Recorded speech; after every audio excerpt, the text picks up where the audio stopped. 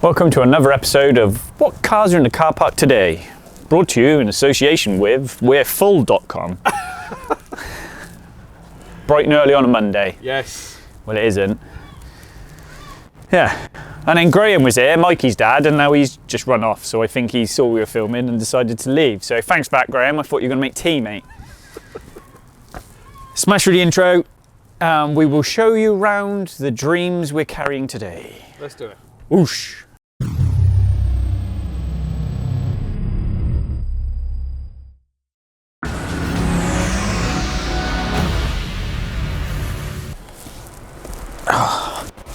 Oi, oi! Here he is. I know. Who comes to work mic'd up ready for a video, eh? Wasn't staged at all. Not at all. What's going on then? It's windy. It is windy. It's Monday. It's cold out here. Yeah. I know. Captain Misery's on his way back in, look. Right. Car park's full. Yeah. Should we run through? Should we get it? Start from the top. Deep breath. One's waiting on a shock to come back from Bilstein. Yep. Adam needs to come in so we can take the engine out. This one's waiting on a steering rack. This one's got a lack of power problem, so we got to run that in the dyno and log it. I can't remember everything else. Windy. Interface module for this one because it was full of water. This one, we've got to get the front wheel done, and then get oil pump drive seals leaking. This one we've got to make sure that the roof is fixed because it had a roof problem. RXD. I know what that one's in for, but I can't think right now. That's gone off my head. We'll come back to that one. Wheels, I've just got to run on the dyno. We know about them too. That one is, what is that one? I've got two in here the same. Oil leak, suspension module, mats, we've got to put a lambda controller on it. E63 is waiting to go. Robert's got a weird ESP problem. Push the throttle, it's fine. Push the throttle and press on it quite hard, and then it puts the ESP light on, which is weird. And we've already done the pedal, so I don't know what is going on there. It's like it goes out of tolerance. My Golf. Bye. Yeah, waiting on a carbon bonnet to arrive for this, and then we can start putting that back together. We've pretty much got quite a few other things like the bumper, headlight sort of stuff. So, getting there. Yeah, getting there, mate. Getting there, and then we can pull these two apart then. But I am running out of ramps, as you will see when we go inside. So let's wander in and we'll see what's what. Let's have a look. We're in. That doesn't exist. They don't have all this stuff. Oh. This looks like bike goodies. Things that need bolting back to a bike for this season. So I'm just trying to have a sort out because I have to go to Paul's this week to put my bike back together so they can run it on a dyno. There's no point me driving up there, picking the engine up, bringing it back, building it up, and then taking it back up again. So I'll go up, bolt everything back on and get it sorted up there. But yeah, we're just trying to have a bit of a sort out on what's what really. Yeah. Because I'm going to try a new seat unit this year to try and sit me lower on the bike. Yeah. And then we've gone back to, they're not zero offset bars, they're plus 15s. Rather than the sort of the Renthals we were running, but just all trying to take weight off my arms really. So that's the next step. But yeah, just literally pulled everything out and started to clean it and prep it, get through everything. So I was going to go motocrossing Saturday with George and TJ, and George rang me and went, "Don't bother coming, it's Rut City," and I would have died because I'm rubbish. So Jordan went yesterday. Yeah. He went to High Wycombe and his bottom suspension bolt broke or something. So Jordan's too fat. And not in today either. And not in today. No, he needs to recover. He's a bit bruised. Yeah. No, he was all right. He was lucky. He was lucky it didn't happen on a jump, I think. But yeah, bottom suspension shock just fell through. So yeah, he is a lucky boy to be fair. But he's trying to get fit because he's racing Evos this year. So he's bought a 2-stroke, and he's got his 450 as well. So yeah, he's all right. He's all right. But he has daddy daycare, so no Juden. There we go. That is it. What else got going on? Not much has happened with the McLaren because the heads are away, having new valve guides put in. So heads are stripped, and we've done both of them, but they're off being done, so nothing's moved on really there. Nick's is on the ramp next door. Mitch is just doing a service, and then we've got to look into brake pad wiring because he's got a warning light on. Okay. Then the RSQ3 behind you is the sons of a client, if that makes sense. And it's got a hole in the exhaust valve basically. Right. So the tip's missing off the plug, so I'm wondering whether injectors failed because they're bloody renowned for it on these. Yeah, so there's that. Carl's just finishing off a V8 ready to go back in, so all the accessories and ancillaries and bits and pieces. But I made a boo-boo and forgot to order exhaust manifold gaskets. Uh-oh. So, yeah. I blame someone else for that. So that's okay. Then we have got, that is second gear and intermediate shaft stripped out of DCT. So I think we've shown you other bits of gearbox as well. So that bit's got to go in scrap. Obviously second gear is scrap, and that is scrap, and something else is scrap. So we'll strip the case down, get the cases cleaned, and then we can start rebuilding those shafts. And then we've already done these bits. So they're cleaned and prepped. We'll just put the intermediate plate through the Sonic tank because it's what carries all the pistons for the shift actuators. Yeah.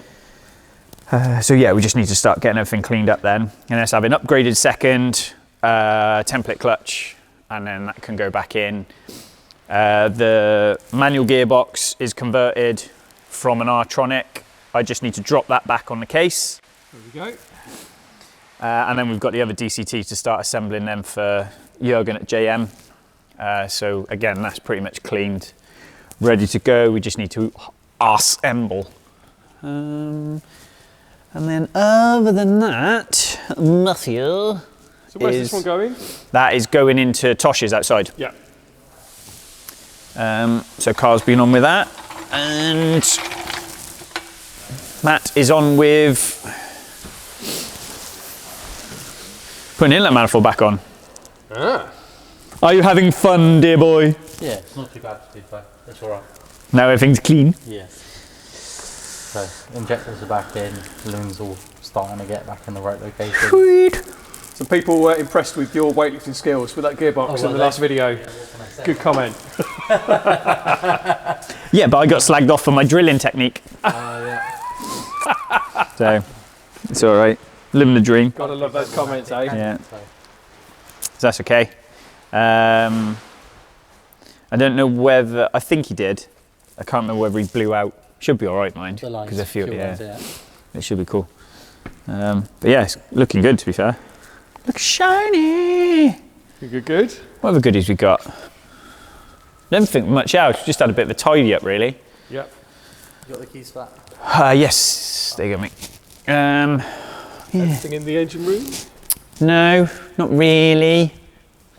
I tell you what, mind, I was looking at this earlier, so this gives you a good example when you lay things side by side. So that's the valve train out of the MAHA. Yep. And then when you start looking across everything, look, you can see how obvious it was now on just one cylinder. Oh, wow, yeah. Can you see? Yeah. So that's both heads stripped. Yep. There we go. Yeah, that's what I thought. So no, other than that, mate, we're all good, I think. We're all caught up. Yeah, yeah. I feel a bit weird today. Yeah, I do. It's a bit flat today. Yeah, that's what I was going to say. It feels a bit Yeah. flat. Right. You're slacking today. I've woken up now. You're head of motivation and I don't feel motivated. Come on. I know. I don't know why either. It's a It was Monday, all- isn't it? I think so. It was all right the weekend as well. Yeah. Work Saturday, Yeah. Morning. That's probably what it What is. else I do? Cut a tree down Saturday afternoon with my new chainsaw. Whoa, new chainsaw. Okay. Yeah. Terrifying. Yeah? Yeah. I did my offset cut and everything. Yeah. And I think I had a branch tangled halfway up because it was swinging into the garden, and right at the last minute it swung across and into the house. Did you wear some PPE this time? I was loosely protected. Yes. Yeah. Right. Flip-flops and shorts. Yeah. Yeah. It's an art. I tell you what, it's harder than it looks cutting stuff. Mate, yeah, but also you've reached peak adult now. What? Chainsaw. Getting excited about the chainsaw. Chainsaw, mate. That is it. Yeah, so what did we do? Did that, cut some trees down. Yeah. Yeah, because right outside our living room we had two, I hate conifer trees, we had two big conifer trees. Yeah. So I cut them down. They is gone. I know. And I'm such a grown up now that I'm like trying to save the trunks for my wood burner. But you've got to like air them for a year, haven't you? You've got to like let them dry. So yeah, we've got to, otherwise they get smoky. Yeah, very, very smoky. So did that. Yeah. What did we do Saturday evening? Bit of a chilled one. Then up early Sunday, because me and Jack had to be in Melksham. Oh yeah. For like 8:45. Yeah, that's always a winner. For a game. Yeah. So he played. They're not quite top of the league, but they would be if they'd played. If they're like 3 points off, but they got like 6 games in hand because it's kids football. So Jack won and scored, and then Callum won and scored, and then United won. Fair play. Yeah, so we're not a bad weekend. Oh, you have to. I know. So that was all right. And then what did I do last night? I pulled a proper George Edwards and was in bed by like 10 o'clock. Ah. So bike racer, young, no kids. Honest to God, mate, he's in bed like 9:30 every night. What is going on? Such a ninny. He's going to be laughing at this. I take the piss out of him all the time. Yeah. Doesn't live the dream at all. I don't know why she married him, dear Beth. He wants to go out on a Friday night and fall in a bush instead. I know, he got right. Fun. So when we went, where did we go? Oh, the dinner last year for our awards ceremony. I wound him up for weeks on end. Like, oh mate, I'm going to get you smashed at the D&D. Yeah. I'm going to get you drunk. He started to get all worried. I'm like that. You can say no. No is a sentence. Yeah. I teach my daughter it. Yeah. He's like, oh, I'm really nervous about how drunk you're going to get. I'm like, you're a bike racer, man. Yeah. Man up, will you? No, such a girl. Oh yeah, and then I turbo trained last night. I died. Ah, you see. I know. I've even put data on that. I can't just get a turbo trainer and cycle. I've put data on it. Mate, I can totally believe that Mate, as well. so I got like cadence and wheel speed and then my heart rate monitor. Yeah. And I'm still like, that's brutal, that is. That is hard work. Yeah. Someone said on the comments, to be fair though, get a fan. And I'm like, my garage is freezing, I'll be fine. And no, it was fucking dripping off me. Yeah. So that'd be all right. Yeah, get ready for this season. Maybe we have to put it in the dyno. Stick the fan on. Yeah, because like Kate says, I'm old now. That's lovely, isn't it? I know. You're only as old as a woman you feel. There you go. And my girlfriend's 20. She never likes that joke either. Not funny? Borderline what? It's not like Jordan level. Yeah. Jordan with his dad jokes. So anyway, that went from being quite flat to completely off on a tangent. Mate, it's just... It is what it is. It is. Fair enough, we'll have it then, shall we? Let's have a look at some... Questions. Nigel has asked, Ricky, you showed playing the valve guides. What are the symptoms of excessive play? I've replaced guides that are outside of spec when I've had heads machined and seats free cut. But if you leave them, what's going to fail? Smoke from burning oil, valve fatigue and failure. All of the above, dear sir. So our problem was, I'm going to do a lot of finger in hole gestations now. So, no, I can't do it. So obviously the guide is there to keep the valve square onto the seat. So what I think's happened on that one is the valve guides are too tight. There goes my page. The valve clearances are too tight. So the valves always had pressure on it. So rather than it being sat in the seat square on spring pressure with the head on the seat, it's always had a slight amount of pressure on it, which is keeping it open. And then what happens is there's then pressure on the guide. So then any combustion pressure, any movement, it's just holding it off to, it basically can hold off to one side. Yeah. So that's what I think's happened. If you don't fix it, you get oil burning or oil consumption like what we've got, very, very bad. But of course, every time the valve comes down the guide, it doesn't sit onto the seat square, so it will sit onto the seat at an angle, and then as it lands on the seat, it will do that and then sit flat, and then it's lifted off and it smashes down, and it will basically sit on one face and then land. This is what similar kind of things when your valves get out of control and you get valve float, and all that'll happen is you just snap the stem up, snap the head off a valve, so you will break the valve. Symptoms, really, it's difficult. So if you've got no oil consumption, it is actually very hard to diagnose, because when you do a leak dam test, a compression test wouldn't really show you anything if it was seating. It would show you something to a degree if it was, the clearances were too tight and it was sat up. But a leak dam test would definitely show you that. And a leak dam test would show you if a valve's held slightly open, but it wouldn't tell you if a guide's got damage, because when you do a leak dam test, the valves are shut. So unless you've got a leaking valve, it wouldn't really show you anything. So it's actually quite hard to diagnose.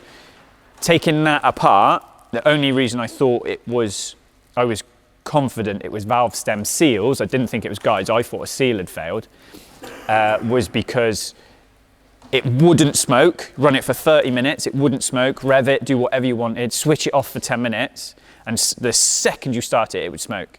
So the oil is getting in there when it's not running, and oil doesn't travel up rings, it can only come down. So it's obviously leaking down out of the head into the combustion chamber. And then when we've taken it apart, that's what we've proven. So yeah, I get my sheet. So it's actually quite a hard one to diagnose. Yeah. It would start to show up as oil consumption. That bloody door. WQR5GNE1. Hi Ricky, hope you're well. I have 4 questions. I'm sorry, the first one is free, the rest you must pay for. Can you tell visually if the suspension on an R8 V8 has been upgraded to the V10? V8 lower wishbones are discontinued. Yeah, so what happened was, when the V8 came out, it had a certain ball joint taper, and when they brought the V10 out, they changed all ball joints basically on the upper and lower arms to, and the rear toe arms to be fair as well, to a different taper. I think they went from a 12 to a 14 mil, or 14 mil. But anyway, so for 10 years after that, you could buy V8 lower arms, proper ones, because that's all they had to do. Then we went for a period where Audi would go, all right, your ball joint has failed on the V8, so you buy that arm and we will supply the rest of the V10 stuff. So basically, if you needed say a near side rear lower arm and you're on a really early V8 and you can't buy it now, the one you're supplied doesn't fit your hub. So you need a new hub, then you need a new upper arm, and then you need a new toe arm, and then you need the other side. So it turns into like a £7 job, which is why one of the things to watch out for on V8 R8s is ball joint play, because you've got to get into rebuilding all the arms. Replacing all the arms. VPS will rebuild your arms. We were doing them for a while, but I found that the thread on the ball joint is so fine, we were pulling threads, so we just send them off to VPS now and they do them. But they basically replace the ball joints in your V8 arms for V8 ball joints, so you haven't got to do the full conversion. The part numbers are no different, so the only way you'd be able to tell is whether you've got play or if you start taking it apart and measure everything up. So I would just check for play. The problem is on V8, on R8 suspension is when it's in droop, it's actually quite hard to feel the play, so it's better to try and get it loaded, which is why it always shows up on MOTs, but if you jack it up and feel it, you never really feel it. So that's the thing to watch out for. But there's companies out there now that will rebuild the arms for you, so I'd look into doing that, to be fair. Is it important to get an engine compression test during a PPI? During Matt Armstrong's video when he owned the R8, the car made power. However, his engine was a write-off due to bore scoring. It didn't make full power. It was down on power. It did have bore scoring. And the only reason we found that out was because we were diagnosing why he had a running problem. Certain cars, it comes down to, do you need it? No. Do you have reason to suspect that you do? then if you have that reason, I probably wouldn't be buying a car. So I would say to anyone buying a 5-litre Gallardo, get a compression test and a bore scope done, because we know they eat their cats. The R8 V8 and the V10s and Hurricanes don't have known cat problems. It's a nicety. It is a nicety, but obviously there's a labour cost there. Whee! Cardinal rule. Hey, Stan Cooper. Bring him back later. TT legend. So I wouldn't necessarily say you must get it done. If it makes you feel better, then by all means. But if you've got reason to believe you do need it done, I would probably go and find a different car. Make you sensey? Yeah, absolutely. Do you give warranty with your full engine builds? Race engines or performance engines? No, basically. If it goes through warm up and it goes through running in, it's not an engine problem. Because if I've done something wrong, if I've left a rod bolt loose, I'll find out pretty quick. If it's an OEM style build, like we did for Simon's on his Gallardo, then yes, there is. But if I'm building you an engine to go and do an 8-second pass at Santa Pod, and I have no control over anything else, then no. And that's the same, no warranty on race engine builds. Everybody will be the same as well, that's not just me. Yeah. What is normally covered in an engine refresh, and roughly when is it required? Roughly required, never. You should never have to refresh your engine on a road car. Race engines, whole other topic entirely, because then you're talking different engines, different uses, all sorts. So that's a different topic on its own. But if it's a road car, you shouldn't need a refresh. If you don't have a problem, you don't have a problem. Is the easy way to look at it. Supercar Baldy, McLaren engine build. M Engineering map or Syvecs? Depends what you are trying to do. Obviously, we do our own software. We've done cars on M Engineering, and we haven't done a McLaren on Syvecs yet, but we obviously use Syvecs on the Lamborghinis and the R8s. So it comes down to what you're trying to do versus how much you want to spend, basically. Syvecs gives you infinite adjustability, is the headline product. You can do whatever you want, put whatever safeties in you want. Gives you the most adjustability, but there's obviously a cost with that. And then the need to know what you're doing. The sort of stuff we do is stage 1, stage 2 stuff, our own software. So it will sit on our dyno and we'll do it. Then the middle of the road stuff, I would probably say, is the M Engineering stuff. And the reason I would say that is because when you start looking at like the 900 horsepower car we did, the Apex car we did for MSL, that gives them the adjustability of map switching, fuel switching, different functionality inside the ECU. Obviously, the M Engineering comes with login software and fault code software, so there's 3 different price points there, and they offer you 3 different things. So it just depends what you want to do. I don't have a preference over any of them because it would come down to what I was trying to achieve with the product. We've got a 720 coming in, and it will probably end up on M Engineering because of where the customer wants to end up. So yeah, it just depends what he wants. Matthew McCready, I don't know if I missed it while making my way through your videos after finding the channel, but why did you go from a S1000 back to an R6? Because the big bike tried to kill me, Matthew. I really started to get used to it. I'd done Superstock thousands and I was doing all right, and then it bit me at the start of 21. It was 21, wasn't it? Yeah, because 22 I then raced it, and 23, yeah. So it started 21, it bit me, and she bit me hard. Broke my arm, 2 plates. So I didn't ride again until the end of 21. My first race back was stock thousands, and I pretty much got fucked by a train. Is the best way to put it. Yes. I should not have gone back. I did all right. Yeah. I didn't qualify. Yeah. But there was a reason for that, Dav. So it was wet, and I went out in qualifying. We were in outer paddock at the bottom. I was with Josh Day because he was fighting for his championship for the Ducati. I don't think he'd wrapped it up. So we were all in the awning together. I went on my own. I'd done a track day, but I hadn't raced all year because I broke my arm at the first round in March, April. Spent a week in hospital. So I come back, it rained, and I was like, oosh, this is on. So smashed the wets in, went up, went out, run P2 for 25 minutes of a 30-minute session. And I'm like, oh, we could be doing all right here. And the last 4 minutes, everybody else went out. I'd done a 36-1 round full brands on wets, and it was starting to dry, the tyre had gone. So I come in, and I had 3 minutes to go, 4 minutes to go. I didn't have anyone with me to put a dry rear on. I think if I'd put a dry rear on, I'd been all right. Because it was rear grip I was struggling with. I sat in pit lane and I watched myself go from P2 to 41st. Wow. No, I don't think I went 41st. I think I just fell outside qualifying time. Yep. Basically, Taylor McKenzie went out and smashed a 27. So they waited, they sat inside, and this is what happens when you've got people around you can help. They sat in pit lane watching, Yep. and he was riding for Bathams at the time. Literally rolled out on a pair of dries, put a bandside lap in, done a 27, and I fell outside qualifying time.